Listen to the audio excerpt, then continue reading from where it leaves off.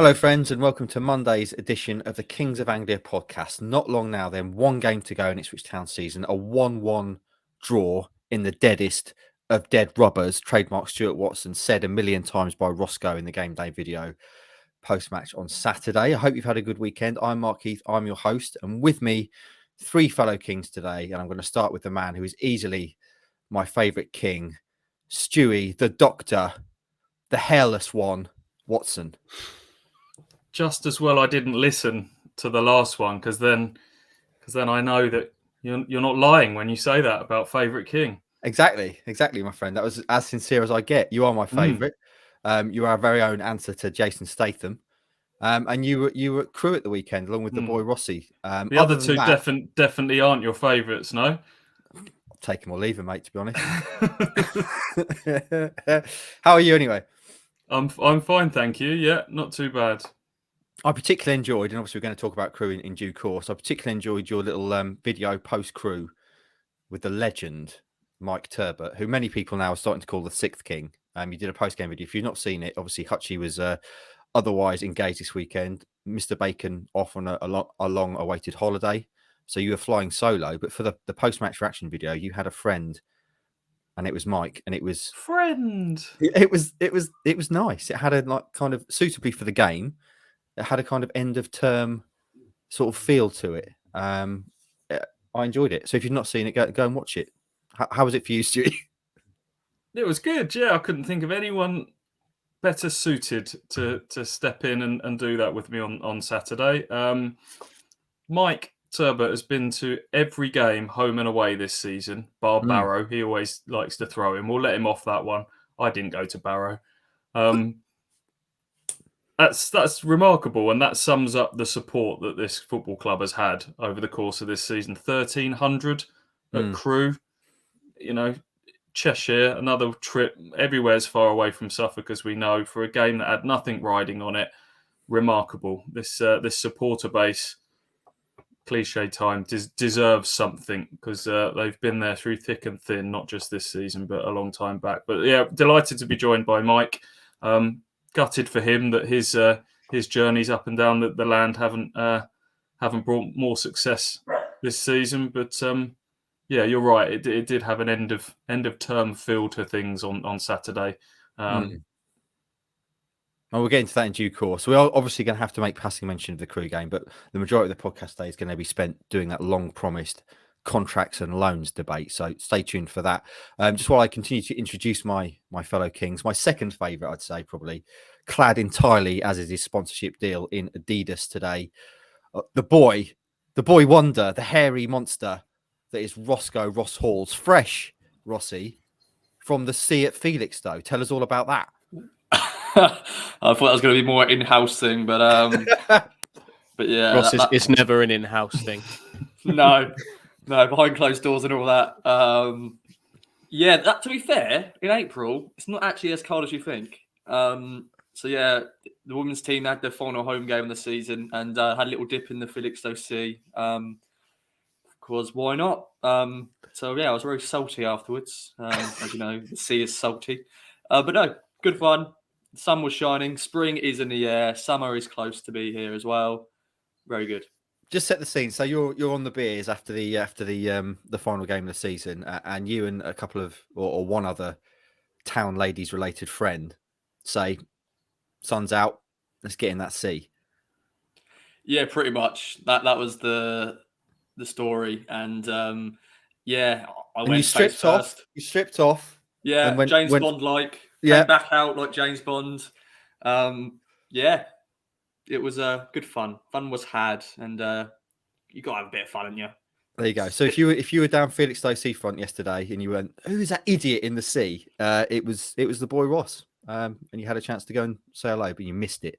Right then, firmly at the bottom of the pile in terms of my favourite rankings, Hutch Hogan. Hutchie, while the boys were in Crewe this weekend, you were hosting a big event of your own, a fourth birthday party. How did it go? Break it down for us. Break it down. No one ended up in the sea. Good. Which was a good start with 4-year-olds, but no, it went very well, thank you. Good time was had by all. on a nice big bouncy castle. So Oh. all was good. Did you get on the bouncy castle? If Gladwell Entertainment are listening to this, no, because it is a child's only bouncy castle. But and that's all I'm going to say about that. Okay, fair enough. We'll talk to you off air about the stunts and tricks you were pulling out. Right then, friends, that's all of us introduced. Let's get on to this game at Crewe, which was the deadest of dead robbers. Dead as a dodo, stick a fork in it. It was dead. And I'm not going to spend too long talking about this game because clearly it matters not. But we do have to mention it being as we're an Ipswich Town podcast and there was a game at the weekend. So, Stewie, tell me what you think the people would like to know about the game from the weekend. I guess looking at it on paper, the most interesting things for me were the likes of KVY and Pigott playing. But you take it away, my friend. You tell me what the people should know, need to know. I think what the people need to know is that because of Andy wasn't able to attend at the weekend, we returned to the Scarlet Lady. Our good friend Barry drove us to and from Crewe, which saved Ross having to suffer my terrible driving to and from as well. So he was okay in the back, and I'm glad I didn't have to put you through that, Ross. Obviously, you'll be a past driver come the start of pre-season, and the boot will be on the other foot. So that's the first takeaway of the game at Crewe. What else do the people need to know? Not a lot, really. Ipswich took the lead, didn't kill it off, conceded a goal in the 86th minute. Just play back what we said after Shrewsbury or Oxford or a few other games over the course of this season. Really, it was the bits to like, bits to not like, the best and the worst of us, as Kieran McKenna said after the Wigan game. It's just a reminder of the work that's still going to be required to turn Ipswich into a proper winning machine in League One next season. As good as the last few months have been, and the progress and the excitement under Kieran McKenna, maybe this isn't a bad thing that we will go into the summer with our feet just on the ground a little bit. I love that you've gone back and listened to podcasts. You've taken me by surprise, and I'm overjoyed that you have. How do you feel about Rossi grading your driving, Stewie, as being such an experienced driver himself?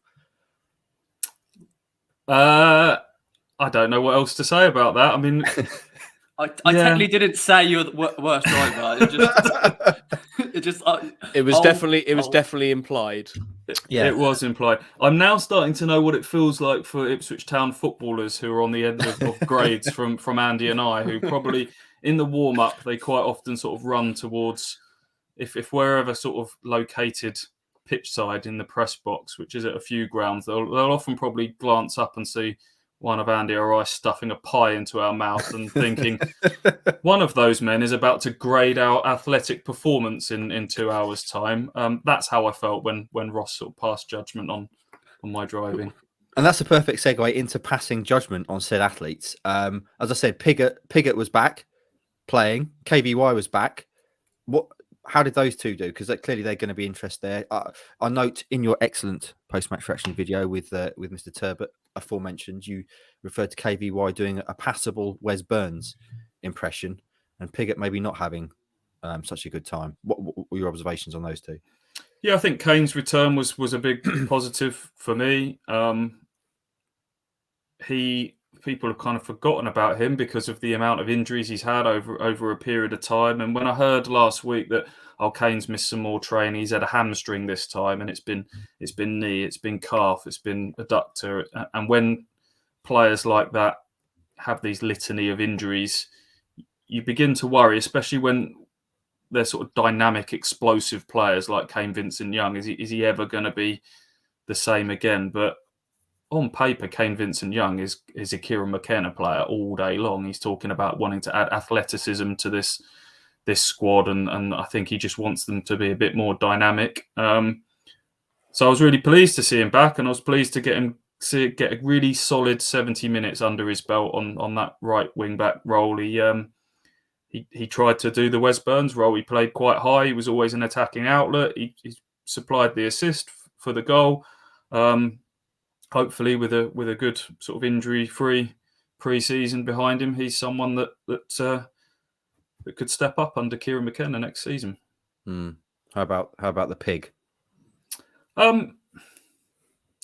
don't know if I can say a lot more than what people have already seen of Joe Pigott. I thought he started quite well. I thought his movement was good. Some of his touches were quite sharp, his layoffs, but he sort of faded away a little bit as the game went, became sort of less and less influential, and was another that got taken off after 70 minutes. I just feel a little bit sorry for Joe Pigott, really. He's come in debut season, and if you look at where his starts have come, I think he's made 8 or 9 starts. You'll have to go back and double check them. Half of those came in the opening month of the season, so it's very hard for a player to get parachuted into a team once every 6 to 8 weeks and suddenly be asked to make a real big impact straight away. He looks like someone that would need a run of games to get himself going, and I don't know if that's ever going to come at Ipswich, as I think in many discussions about Joe Pigott that we've had over the course of the season, sometimes it just feels like things are heading in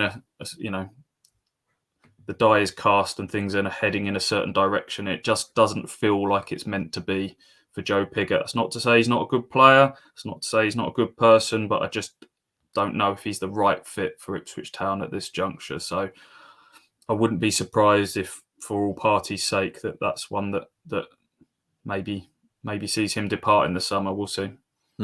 Rossi, you were there with the fans. How was the day for you, and what did you make of the game and the various performances? I don't think this has been mentioned yet, but dead rubbers. Yeah. No, that's rubbish. Right, I'm sorry. But no, it felt like that. Pre-match, during the match, after the match. Stu's already mentioned it. 1,300 Town fans going to Crewe for a nothing game. Crewe are relegated. We're going to finish most likely 11th in League One. If we win on Saturday, we could finish 10th or 9th, whatever. But I echo what Stu said about KVY. It was great to see him back on the pitch, play a full 90 minutes, got an assist. Joe Pigott, oh, dearie me. I do feel sorry for Joe. I'm a big fan of Joe Pigott, to be fair. But, yeah, sometimes his touches, he plays a shot over the bar. I think he needs a fresh start. Don't know if that's pre-season with us or a new club. We shall see. We'll discuss that, I'm sure, going forward. But overall, it was just what it was. Connor Chaplin, 11th goal of the season for him. A good finish, good goal. Christian Walton was his normal self. A point-blank save once again. Crewe got their goal. And I'm going to bring up again set pieces. We're getting bad at set pieces when the Town fans are singing, we're going to score from a corner. That's when it's bad with set pieces. But overall, it was just the dead rubbers. Hutchie, I know you're staying very quiet. Obviously, you weren't there. I haven't forgotten about you. Your time to shine will come, and do chime in if there's anything you want to say about Crewe. But I was moved and taken by your sign off from Stu Says this week, Stewie, which I thought I'd just repeat back now and see if you want to add anything to it. Next year will be our year. How often have we said that heading off into the summer? These constant false dawns have to stop. No excuses. It's time for the club to deliver. Tell me about it. Don't know if there's a lot more to add than that, really. I was just fearful, and I am as guilty as the rest of us. We live and we breathe this football club, and we as much as we try to sort of stay on an even keel and not sort of get sucked into the emotional twists and turns. I just feel like, having lived through so many of these false dawns and disappointments, you almost put up a bit of an emotional shield to it. And as much as I sort of believe that this club is now heading in the right direction again because of everything we've seen from the ownership, from Mark Ashton, from Kieran McKenna, I just get this feeling that I felt like this before, and it's a bit like I'll believe it when I see it type vibe, and this last few weeks has just kind of just brought everyone down to earth a little bit in a good way, I think, as I've said. So, when Ipswich got relegated, it was, Paul Hurst has assembled a team of lower league all-stars. Will be great for League One. This is going to be a good thing, and that was going to be our year, and it didn't happen. And then the following year, it was, well, we're better equipped to kind of sail through COVID. We've got a stable squad. We didn't make loads of changes, and that stability is going to help us, and we'll be fine for next year. It's going to be our year, and it didn't happen again. And then last year, well, Paul Cook's come in, and he's a proven manager, and he had the summer to completely change it. And again, Ipswich are amongst the favourites. So we can't keep saying it every year. We can't. I know that is football, and the beauty of football is there's always another year, and we can always have a reset, and we can always start again. But it's not going to be any easier next year. Look at the teams, the 3 teams coming down. There's only going to be 3 out of a very competitive top half that are going to go up. So it's just a reminder these last few weeks that there's still a few missing ingredients for Ipswich Town, and there's still some work to be done. McKenna and Cameron Burgess both kind of alluded to that post game, didn't they? McKenna saying there's a lot of work to be done in the summer, and Burgess saying that we've got no excuses not to start next season strongly. One of our columnists, Terry Hunt, North Stander, argues that the flat finish could be a blessing in disguise in a way, which I think is similar to something you said in terms of kind of lowering expectations and throwing a healthy dollop of realism all over things as to how much work maybe is still left to be done. And it's not just going to be a cakewalk next summer. Who would have thought, boys, when we sat here doing the season preview, that we'd be sitting here with a game to go and Town basically can finish 9th again if they win at the weekend, maybe.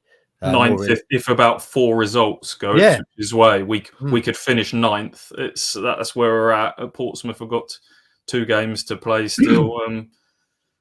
I can't remember who Bolton are playing next weekend, but 11th, and a very good chance they could end up 11th at the moment, which, going back to the pre-season predictions, no one would have had Ipswich as low as 11th. And just for context, I went through it.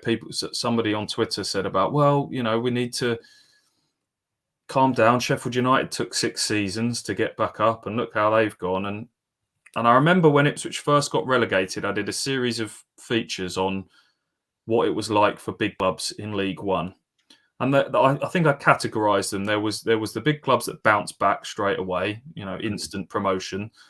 There were some that took a bit of patience and a bit of time to get back, and there were some that fell into a pattern of sort of yo-yoing. But I looked back over those articles last night following a Twitter exchange, and I put it together sort of where those teams finished. And even the ones that took longer, Sheffield United are the outlier at 6 seasons.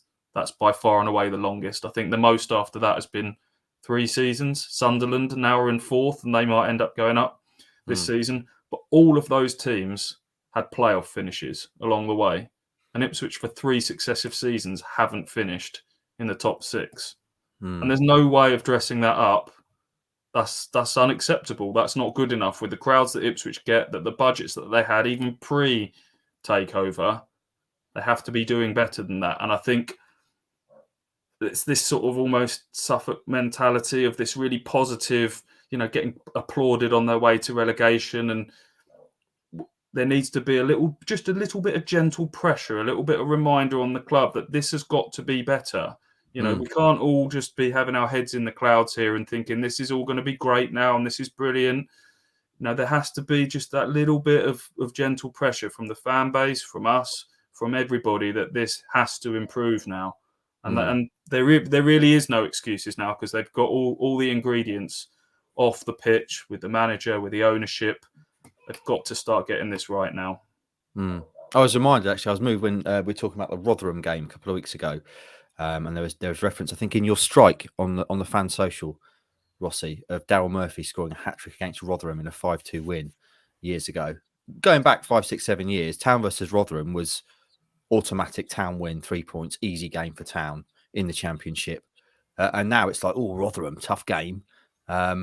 Aspirationally, can we go up? Maybe, Rotherham, Peterborough, Barnsley, classic yo-yo sides. And now we're talking about Town kind of being almost below that kind of that level, which is a sobering thought, isn't it? Anyway, right, let's draw a line under Crewe. And let's jump forward and give Hutchie a time to shine, or at least warm his vocal cords up before his main time to shine. Reflecting on the EFL awards from last night, Hutchie, because we've got a couple of award winners. the club themselves won an award, and also Burns baby Burns, Wesley James Burns, named in the team of the season. Just brings up to speed on that. Yeah, that's I think first of all, the big one for the club really is to be the EFL's family club of the year. That's across the whole of the EFL, so that's kind of a reward for everything they do off the pitch in terms of working with supporters and that side of things, which we long talk about Ipswich as being a family club. I think a lot of clubs would call themselves family clubs. That I don't. Maybe aside from Millwall, do you think are there any clubs that wouldn't describe themselves as a family club? But I think that one is really important actually, because there's this we would long talk about this feel good factor around the football club, and as Stu's just said in quite some detail, there isn't an awful lot of that coming from the football pitch. So there's clearly other things around it that's helping supporters feel connected to their club and feel as if they belong. Things like the fan zone, the Her Game 2 stuff, rainbow tractors, the community trust, all of that's really important. That's foundations for the football club.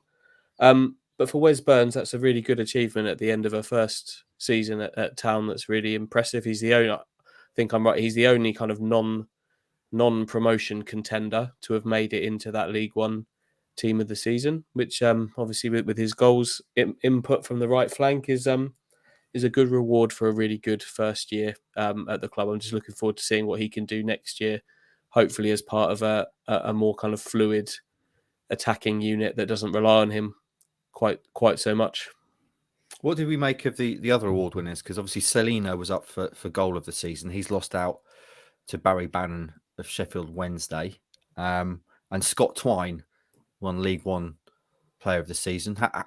Your reaction to those, Stewie?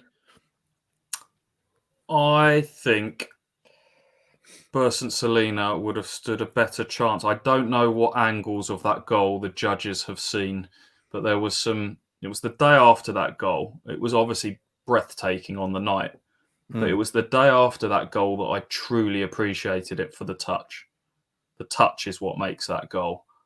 Over the shoulder, kills it with the sole of his boot, the studs, dead.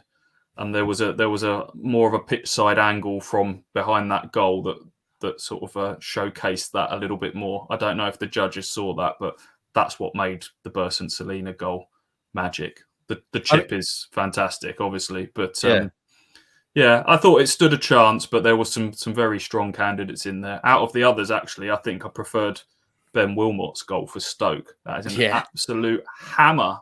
He's miles out, and the ball's still accelerating as it still hits the back of the net. That was probably the one that I thought was the best contender there. But I think there's some recency bias with that Barry Bannon one. That was only last week, and it was live on Sky. I think that probably got a fair amount of buzz around that. They put the wrong Cole Stockton goal in the he scored a better one than the one that he's actually got nominated for. He scored I think it was a last minute winner for Morecambe against Fleetwood from the halfway line, and that wasn't in.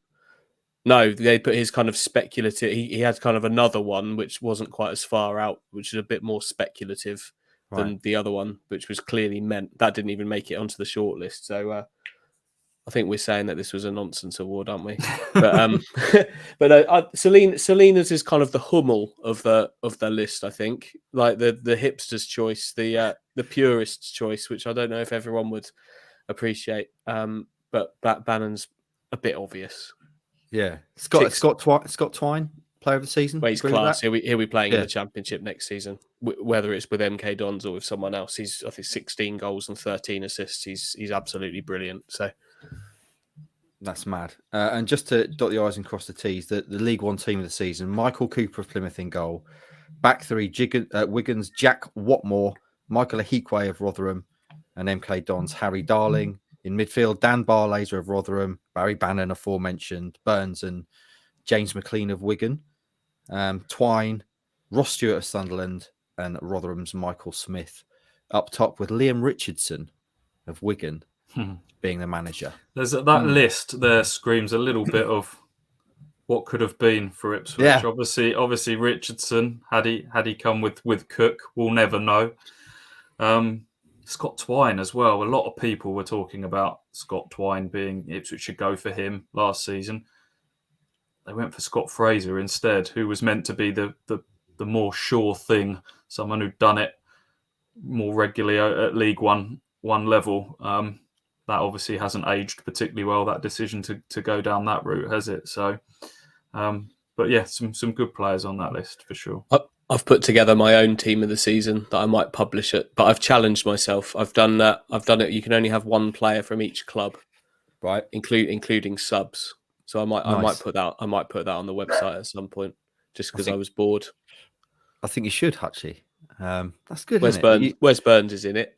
Yeah, I'll give you that spoiler now. Superb. Isn't that great that you're bored? You just write your own League One team of the season and you get paid for it, mate.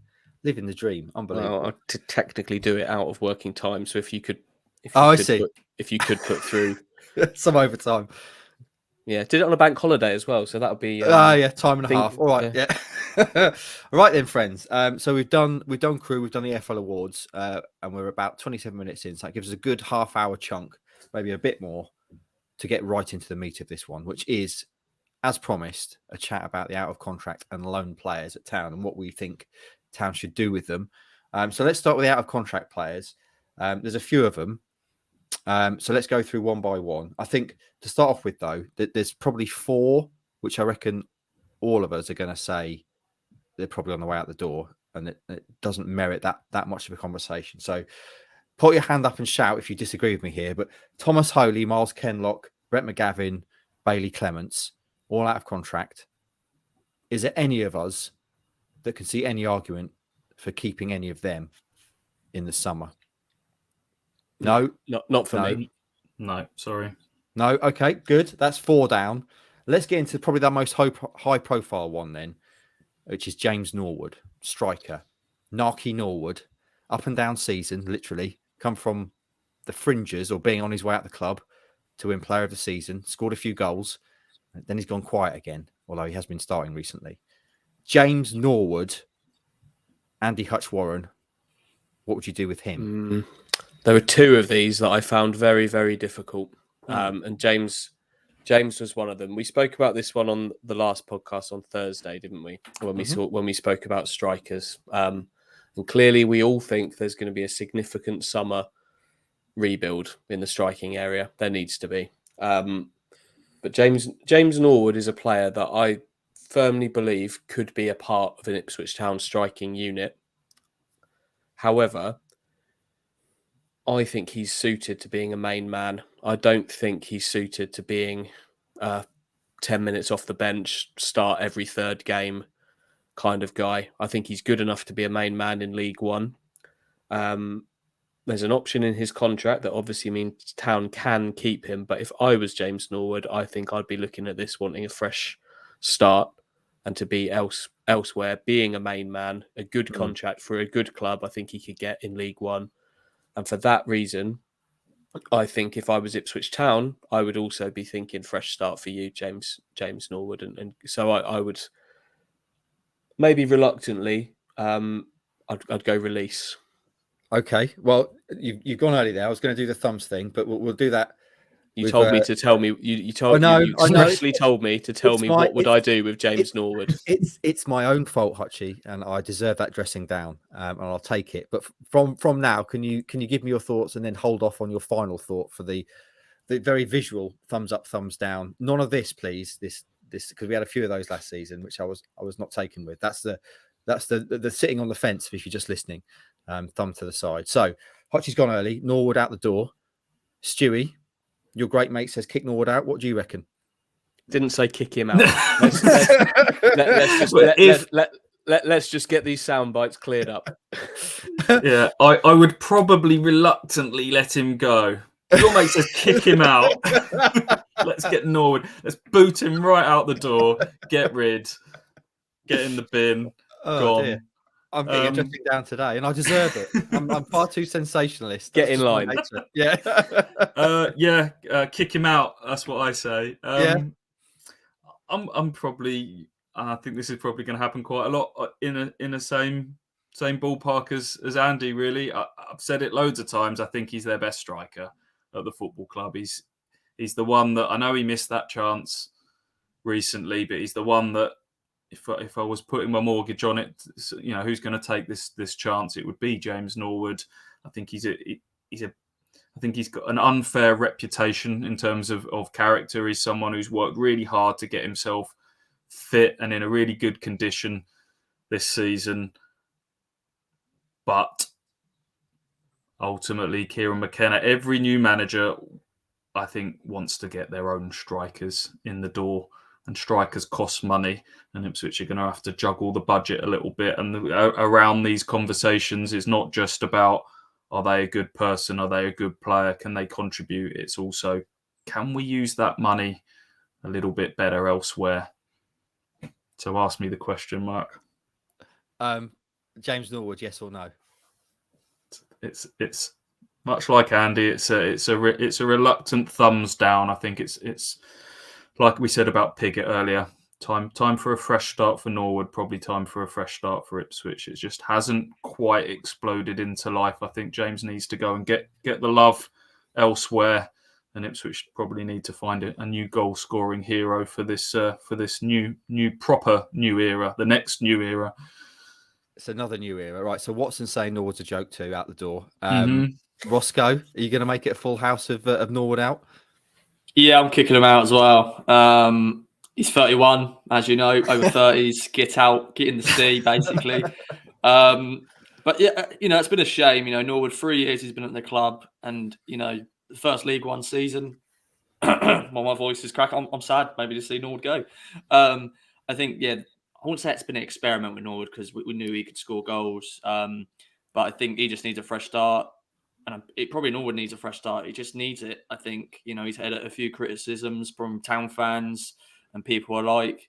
So he probably just wants to move on. And as the boys already said, Kieran McKenna wants his main man, main striker. So, James Norwood, goodbye. Out the door. Hutchie, what kind of level can Norwood play at? Is he just a League One player, do you think? Or is he capable of playing higher? I think he'd need to get there himself to be a championship footballer. I think he'd need to be promoted, but I can certainly see him playing well and scoring goals for a promotion contending League One team if he can stay fit, which hasn't really been a problem for him this season in general. Obviously, we know he had this long time out of the team. As Stu said, it was really admirable how he looked after himself during that time and made sure he was ready when he was needed during that period of December when he won the Player of the Month award and then into the start of January as well. But I think he would. I think there are top end League One clubs who will show an interest in him, and we'll see him again if indeed he does. That's going to be fun if and when this reunion with James Norwood comes. He doesn't strike me as someone that will dial down his celebrations. I think. No. He's still going at it with Forest Green over. I think because when he left Forest Green for Tranmere, I think there's still some ongoing chat there. So be fun with it. I'll get a prediction in now. James Norwood will 100% score against Ipswich Town next season if he plays against them. That will be set in stone, and then, as you say, his celebration will be very interesting. Right then, so just for the record, that's four downs, and from here on in, we shall do them all together. There is another aspect that probably we need to raise just before we move on is with the options. If we've all gone thumbs down there, the next question is, do you take an option to then try and sell? Which for me always feels really risky. If you're going to take an option on someone but make it clear that you don't want them there, that you've not got a particularly strong negotiating stance. But I guess something is better than nothing. And they managed it with Teddy Bishop last year, but I guess Teddy was a bit of a different case in terms of his age and potential. You can't then go committing James Norwood's wage elsewhere until you've managed to get him off the books. And if you're waiting right to the end of the summer and you've got a nervous wait to do that, it's not something I'd be doing, but it's a conversation anyway. Yeah. Okay. So that's Norwood. Next one, and there's kind of four names left for you to talk about. And this guy is probably the lowest profile of those four, but because something has happened since we last spoke, I want to do him next. And that's Tyrese Simpson. Because clearly since we last spoke on the pod last week, it's emerged that he's told Town that he wants to leave the club. Me and Stewie, we had a chat about this in a video on Friday, back and forth. It didn't really come to a conclusion there, Stewie, but this is very much a format in which I want us to come to a conclusion. So we've already spoken about it. Hutchie, what do you make of this Tyrese Simpson thing? It's a bit sad, isn't it? When it comes to this with a young player. But I can see it. I can see it from both sides on this one, and I think that all adds up to a bit of a mess, a bit of a messy situation. But I think it's got quite an obvious conclusion to it this summer, if I'm honest. And I don't really know how to talk about this without telling you what I actually think. Giving away my thumb. Well, I think you are showing your hand slightly. Well, you can't not, can you? You have no, to. exactly. Speak away, my friend, and we'll do the formalities of the thumb at the end. There's an option in his contract, and they 100% have to take it because he's a young player that's got value. There will be clubs, plenty of, that want him and will pay fees for him. So 100% take the option, and then by everything that we hear, the club aren't just going to allow him to kind of walk out the door on his terms. He'll have to go on the club's terms. Whether this is the right scenario, I don't know. It's sad, but I think it's got a pretty obvious summer conclusion, and one that we're going to be talking about a fair amount for the next probably 2 months. Rossi, Tyrese Simpson, you've probably seen him play more than the rest of us, the 23s and younger as well. What do you make of this whole situation? It's just standards, modern football, really, isn't it? You know, agents gets involved, contracts, young players, goes out on loan, gets recalled, which we shouldn't have done, really. But I think it's got a bit over, I don't know, hyped. I don't know if that's the right word, but I think it's been talked about too much when, okay, fair play to Tyrese. He went and scored goals in League Two for Swindon, but that was his first taste of proper senior football. The times we have seen him in the first team for Town was cameos, and he looked raw, very raw indeed. I was always impressed by him. That was for the under-23s because he's a big boy. He's a former rugby player, so he's always going to stand out playing against some, skinny under-23s, quick, pacey wingers. But I'm not that sad about this. I think I agree with Hutchie. Definitely take the option because you got to. But I think we just need to get this sorted out of the way. And he wasn't going to be the saviour for our strikers to score goals. I think we should just get over it. I know he's an academy product. I think that's why we're a bit sentimental with this. But I don't think we need to be sentimental with a player who's made a few appearances for Town, scored a few goals for Swindon in League Two.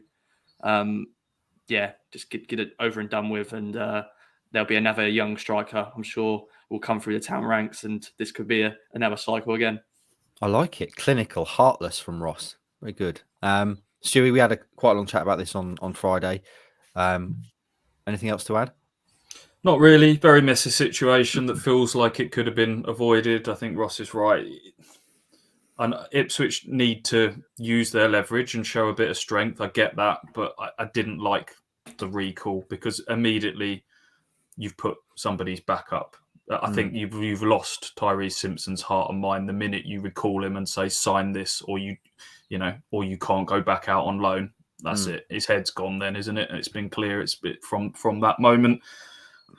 Could that have been a situation that everyone could have just sort of, when emotions were high in January, we just sort of said, okay, let's just ride out the next 6 months at Swindon, enjoy it, and we'll revisit this in the summer. And then who knows, this could have gone down a different direction. But too much water under the bridge now.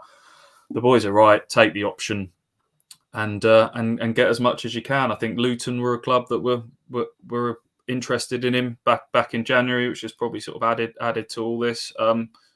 Wish him well, but Ipswich need to do what's best for them. The presence of that option is why this could be have been avoided, in my opinion, because Ipswich weren't at risk of losing him for nothing. They have in January they had the contract option where you take that, he's under contract, and you come back in the summer, hopefully with another 10 goals under his belt, and then you start talking about deals and things like that. That's why it feels a bit messy for me. But this option's very different to the Norwood one, isn't it, Stu? This is a teenager rather than a 31-year-old, 32-year-old. Yeah, and they're if very, very and if different. ultimately you don't get the offer, if you think that you're getting offered below what he's worth, even with just 12 months on his contract, then Ipswich can stand firm and let him ride out that 12 months. That's not going to have a massive impact on their budget in the same way that it would be sort of keeping James Norwood on the squad. So yeah, very different situation. How much is Tyrese worth? As much as anyone's willing to pay. Yeah. Okay, yes. This is a tough one because he's only anyone higher up the pyramid is buying potential. Anybody in League Two is buying a player who's had half a good season. But there isn't that you don't get many sort of 100, 200, 300 grand transfer fees knocking around in League Two. So, Town's best hope of getting a good fee for him is, if Stu's mentioned Luton, I'm sure there are others who have had a little look at a teenager scoring double figures in the first half of a League Two season. But yeah, it's not less than people think, I think, is probably the answer to that question. He's going to have 12 months less. And I think ultimately, to extract some sort of money, it needs to come from a club that's probably in the Championship that thinks by paying now, once it gets to January or next summer, you don't want to then get involved in a bun fight with other clubs that are sort of scrapping to get him on a free. You can pay a little bit of a premium now, but you're beating others to the punch, and then hopefully that's where you get your value further down the line. But bun fight, what a tremendous term. I wonder what the provenance of that is. There must at one point have been a historic bun fight. I'm gonna Google it while you discuss football. I would have loved to have been there for that. Oh yeah, just fuzzing buns at each other. What a laugh. Right then. So in terms of the thumbs up, thumbs down, I guess on a technicality there, we're saying thumbs up. Yeah. In terms of taking the extension, but maybe in terms of his future at the club, you're going probably not. Is that fair? So thumbs up on a technicality. Right then, 3 left. I'm going to start with Tom Carroll. In terms of pedigree, right up there in this town side. His background, Premier League pedigree, classy player, injury issues. Stuart Watson, Tom Carroll. I said after the Cambridge game that I didn't think we'd see him again in an Ipswich Town shirt, and I think that's going to prove to be the case. Dropped out of the squad completely at the weekend as some of the youngsters came onto the bench. I think when we were rating the Ipswich Town players right back in sort of a few weeks after the window, we had Carroll sort of mid to lower, and I said that out of all the ones that could make the highest rise, I had Tom Carroll down for all the reasons that you've outlined in terms of his pedigree. He was someone that I think only the previous season, first half of the season, had rattled out 20 odd games for QPR and was looking quite good in the Championship. But he's maybe someone that looks better higher up the pyramid. He's a sort of more of a technical player, and I just don't think he fits the qualities that Ipswich Town want at the moment. He's too passive. He's too sideways. I think that Ipswich McKenna is going to look to add a bit more pace and dynamism and athleticism to his squad. And I just don't think Tom Carroll fits into that at this moment in time. Obviously, the injury question mark hangs over him as well. I'm not sure he's in terms of. We'll come on to sort of Sonny Aluko in a minute, but I'm not sure in terms of being sort of an older player that's bringing qualities off the pitch in terms of character and personality and all those things. He maybe ticks that box that could sort of edge him over the line. So I'm going to jump the gun and say it's a no from me. It's a thumbs down. Let's just get rid of the thumbs down. Let's not bother with the thumbs anymore, boys. Just tell me what you think. Hutchie, Tom Carroll, any argument? How did we make the thumbs work when we did this a year ago? Because I don't see how you can. I'm fairly sure it's the same format, but I honestly don't know. As you say, because you kind of have to show your hand, don't you, when you're talking about the player? So I can't believe we went Luke Chambers, no, and let's talk about it. Or maybe we did. I think we did go thumbs and then discuss, which probably makes more sense. I've completely balls this up. Sorry, friends. Anyway, it all comes out with the same answers in the end, mate. It doesn't matter. let's just go with it. So Tom Carroll, Stewie saying thumbs down. What are you saying? I'm struggling to make any argument for him at this point.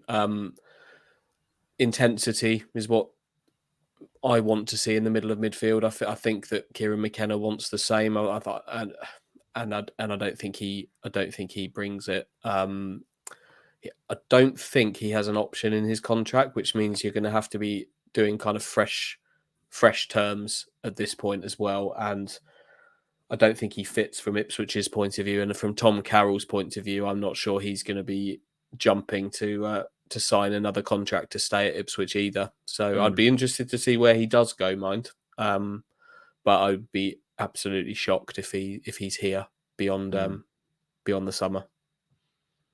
So Roscoe, full house. We've got 2 no's.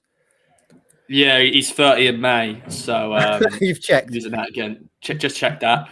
But yeah, just what the boys have just said, echo what they said. It is a no from me, and I just don't think he's the right man for that midfield going forward. So yeah, best of luck wherever he goes to. Okay, I'm going to stick with you, Rossi, for the next one. Super Sone Aluko, worst signing of the summer window, according to yours truly. That's aged well. Obviously injured at the moment, over the age of 30, Rossi. So he's got that as a big black mark against him in your little contract book. What are your thoughts on Sone?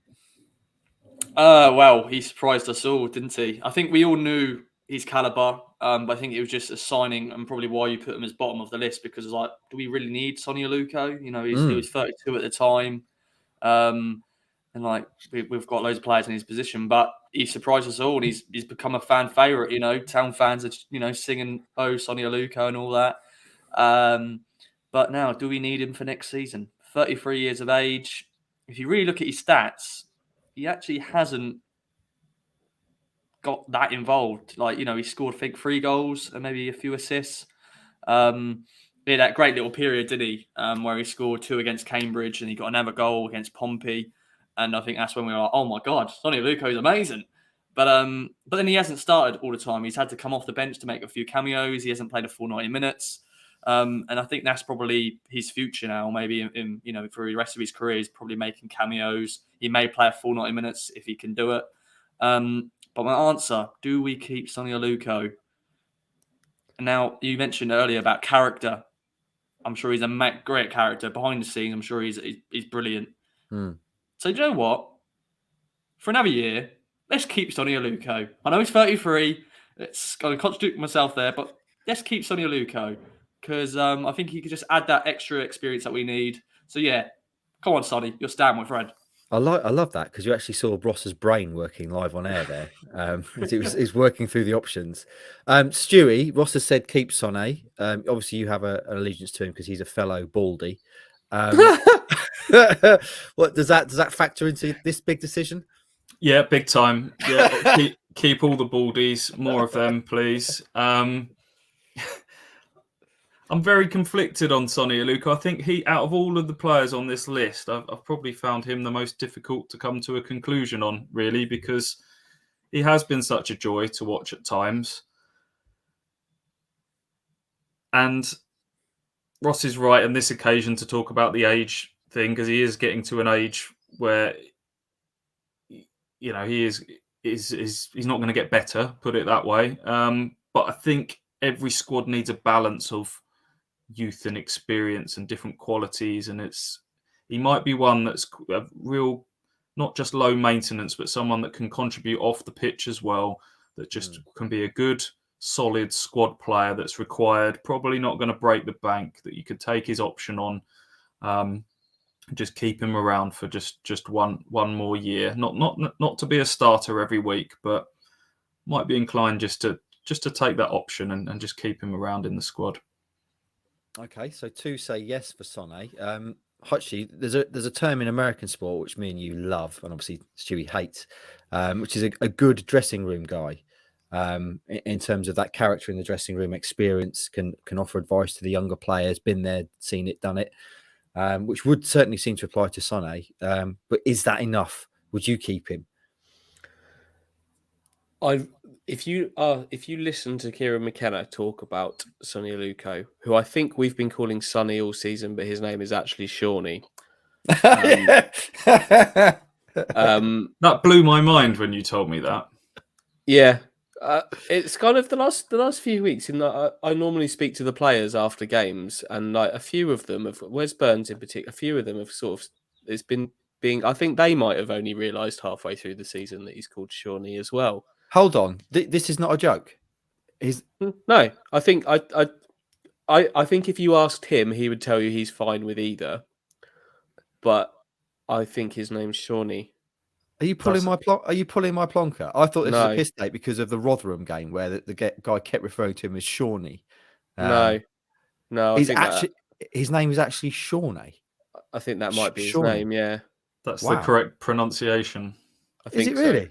I think so, but I'm sure he's a really nice guy. So I'm sure he's probably been called Sonny for the last 15 years, and it's just Oh my like, goodness. yeah, that's me. Hmm. But yeah, I think that's his name.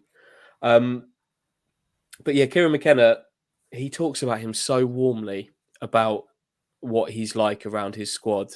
I asked him last week about because he missed the game, the home game the other weekend. Why have I completely forgot? Who did they play the weekend before this at Rotherham. home? Wigan. Oh, Wigan.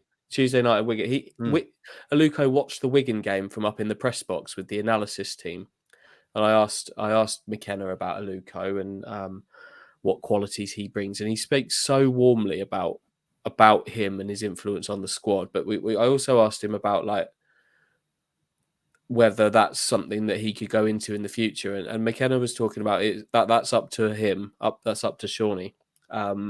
Does he pursue that now, or does he think he can play a lot more? And I think he can play a lot more, but I don't think that's going to happen at Ipswich. I think they're going to invest in that area of the pitch. But I think Aluko might want to go and play somewhere. And I think McKenna and Aluko have such a good relationship that they'll talk about that. So I think one of two things is going to happen. I think he's either going to be to go with McKenna's blessing, go and play somewhere else, and those two keep in touch, or my gut feeling is that there might even be some kind of player coaching position or something backroomy available for him here. So I don't know how to answer it. And if you'd let me, I'd put a thumb in the middle. That's what you do, isn't it? Yeah, but I don't think you are going to let me. So I'm gonna go release. Okay. I think Something's just struck me. We're not on the Sonny Shawnee debate. It's not just Kieran McKenna's Northern Irish accent here that's led us to this conclusion. Is it? No, it's the players. It's his teammates. It's Okay. it's actually not Kieran. I think Kieran might actually call him Sonny. Just to confuse matters further. Yeah, I'm sure there's two ways to pronounce his first name, but one of them is definitely Shawnee. Wow. And here was me laughing at the commentator at Rotherham. Okay. So we've got 2 thumbs up, keep Shawnee, and 1 reluctantly let Shawnee leave, although technically. I can't go with Shawnee. It's too ingrained. Whether it's correct or not, it just sounds weird. Let's just call him Aluko. Okay. I'll go with right. Sonny or Sonny, but not Shawnee. Not Shawnee. Okay, fair enough. So that's 2-1 for Aluko. Right, final one, and this is kind of crazy. We're even actually having this as a serious debate because at the start of the season, he would probably have been in the 4 that I started with. No future, obvious. But Caden Jackson, who again, like several others in this team, has come from the frigid, frozen wastelands of the on the way out the door club at Ipswich Town to come back into the first team, score goals, and actually before his injury, he was Town's most informed striker. What a roller coaster ride Caden Jackson's had at Ipswich Town. And Andy Warren, what would you do with KJ this summer? I would look to keep him. There's no option on him that he's playing in his option year because they took the option on him last summer to try and sell him, and didn't, which is what Stu was talking about earlier. And yes, that cannot lead to particularly good things, but in Caden Jackson's case, it's led to a mini resurgence, which was cruelly hit by injury. But for me, he's in a very different case to Norwood. I think he does quite well fit McKenna's profile. If they can agree fresh terms, I think he could very easily be one of a group of strikers, as we've said so many times. I think we all think that the main man's not at the club yet, but Jackson fits that role better. So if I'm Ipswich Town, I'm trying to keep Caden Jackson, but you're going to have to negotiate fresh terms. Not entirely convinced that Caden's going to be bang up for that, because you are going to have some honest conversations where you're talking about we're signing strikers this summer. And I'm sure McKenna is the kind of guy who is honest with his players. So that's a hurdle. But I also think that Jackson will appreciate just quite how much McKenna's sort of helped him and done for him in the last few months. So I would try and keep him, and I hope he's here next season. Stewie, echo your best bud. Agreed. Yeah, I think he brings a different type of quality. He'll be part of a forward unit, as Andy says. That's an honest conversation that's got to happen, but it sounds like they've made progress on that. I think Sam Morsey appeared on a podcast recently and said it sounds like Caden is staying. Talked about Norwood's sort of professionalism earlier. I think Caden deserves a hell of a lot of credit for keeping himself ready to go and take that chance when it came again under a new manager. A lot of other players, their heads would have completely gone during the sort of period that Caden Jackson has had at the club, being made to train with the 23s by Lambert, being more than 1 foot out the door under Paul Cook as well. So for him to have come in and had the impact he's got, the biggest thing he's got going for him is pace. And every squad needs pace. And Ipswich, I think, that is one of their deficiencies, still has been for a little while. And I think that's why McKenna used him. I think I'm not sure he's ever going to be your 20-goal a season man. I think there's some technical deficiencies still, certainly in the middle of the pitch, but he can run the channels. He can press high. He can stretch defences, which gives, crucially, others room to play in behind. And I think Ipswich Town's sort of double number 10s were playing at their best. Selina was probably playing at his best during that period when Jackson was in the team, because Jackson creates room for others to play. So, if they can come to a good, sensible deal with Caden Jackson, he's staying for me. Rossi, you going to make it a full house? I am indeed. I think, Kieran McKenna likes him. And we don't really have many pacey players, do we? I know we've got Wes Burns, but we haven't really got any other really pacey players in our team. So I think maybe that's what Kieran McKenna will look into, because, the forward line, we need to strengthen that. But no, he's gone through a lot, Caden Jackson. And, getting injured at the time where he was probably the best form of his life when he's at Town. Give him another year and see what Kieran McKenna can do. For KJ, let's see what he can do.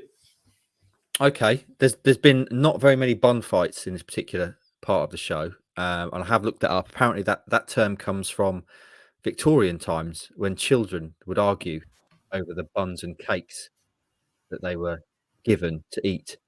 So there you go, edutainment, my friends, education and entertainment. That's where the term bun fight comes from. Oh, Hutch, you're on mute. Oh yeah, I am on mute. Saying that's a shame. We were hoping there was the battle of Bog End Bakery or something in 1790, where everyone chucked their buns. That's a shame. I want a big event. You wanted it to be fighting with the buns rather than for a bun. Yeah, using the buns, overcooked buns. What would be the best bun for a bun fight? Does a rock cake count? Because that would surely be what you want. What is a rock cake? It's like a hard scone, isn't it? Or scone. So yeah, it's that's basically what it is. So you want something. Sounds dreadful. It's delicious, actually, mate. If you're chucking stuff in a bun fight scenario, you want the hardest things possible to chuck, don't you? So your cream bun, your cinnamon roll, that kind of thing, they're just going to do no damage at all. Whereas if you've got a solid rock cake, that's going to potentially do some damage. Cream bun would be funny though. Like that would be like yeah. the comical end. You get the old custard pie, and that's just Absolutely. that's your front line kind of in like chess. They'd be your pawns. They'd be running around with their cream. Obscure the face, Yeah, first of all, your blur the first vision, line. and then absolutely smack them with a rock cake. Excellent. Anyway, that's an unexpected digression. Right then, friends, we've done all the out of contract players, from rock cakes to out of contract players. I think now we've come up to an hour. So the boy Hutch via the WhatsApp group has just suggested keeping the loan players, which again, there's 4 solid conversations we had there, 4 potential bun fights, and that would make good content for Thursday's edition of the Kings of Anglia podcast. So that's what we'll do. Let us know what you think about the out of contract players, because clearly, although all the boys there have pretty much agreed with each other, there are going to be people out there who will disagree. So do let us know, and we'll maybe bring that up to speed on Thursday's show as well. Gents, is there anything else that you wish to discuss today? Hutchie, what's your shirt of the day? It looks like Any ideas? Red and and white vertical stripes. trying to read the sponsor. The sponsor Is that Kappa? Is that made by? No. I couldn't see what the logo was. European Spanish? side. I was going to say Spanish. Yes. Bilbao. Yes. Athletic Of Bilbao. course. Mm. You not long ago went to Bilbao, didn't you, Hutchin? You were telling me what a beautiful place it is. Lovely place. Thoroughly recommend Bilbao. Very, very nice. Very much on my list since you've said that. So there you go, Bilbao. Anything else to mention, friends? Anything else to get off your chest before we go and do some work? Yes, Rossi? We're still doing the hand up thing, yeah. Of course, today I wasn't alive, but 30 years ago today, Town got promoted, of course, to the first Premier League. There's a proper word in it for the first Premier League, whatever. Of course, Inaugural. That's the word. That's the word. I didn't want to butcher it. Good old Mike Bacon has done a special podcast with Craig Forrest, so you can listen to it after this. And of course, he's one with Jason Dezer as well. So just plug in for Mike as he's on holiday. But yeah, 30 years ago today, second division winners. So there we go. Excellent plug, Rossi. Very professional. Can I ask you though, at what point do you qualify for good old status? You have respect, and I just if it floats with the conversation. It's one of Yeah. these, isn't it? It is like Stu said. It's the Kylie Minogue, the player rating scale. If it feels right, you go for it. Yeah. So good old Mike Bacon in that rating, I'm and not also I'm not calling you old, by the way. You're not old. You're just good old. well, He he is, is though. he is definitely old. Yeah. He's definitely old. I should also mention on the plugging scale, Ross, the KOA fan social from last week, where we had a request in mailbag to rank all the signings, which I've done twice terribly this season in print, written words. And you did it as the podcast last week, did you not? Yeah, it was. Yeah, good fun. I've completely forgot what was said on it. So There you go. listen to it. You go back and listen to it. That's a great plug. Stewie, anything else to mention, my friend? No other business. No other business. Excellent. Okay. Here endeth Monday's edition of the Kings of Anglia podcast. We've looked back at Crewe. We've talked about EFL awards and look out for Andy's League One team of the season coming to you online soon. And most of all, we've looked at out of contract players and we've had no bun fights about them. So do let us know what you think about it all. Please do remember to support the sponsor, Manscaped. Use the code KOA at manscaped.com for 20% off and free delivery.